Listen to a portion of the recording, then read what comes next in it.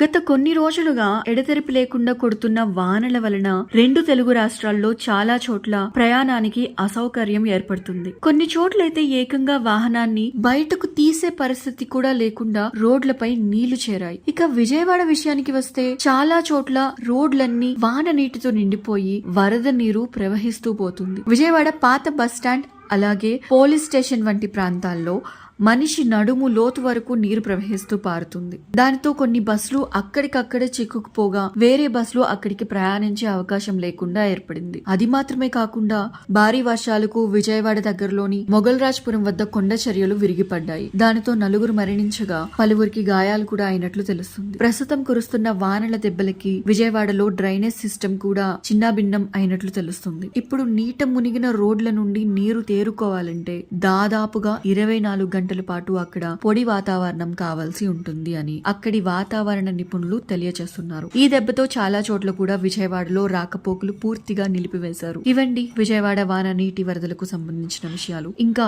మరిన్ని వాతావరణ మరియు ఇంకా ఇంట్రెస్టింగ్ విషయాలు తెలుసుకోవాలి అంటే మన ఛానల్ ని సబ్స్క్రైబ్ చేసుకోవడం మాత్రం మర్చిపోకండి. Thanks for watching.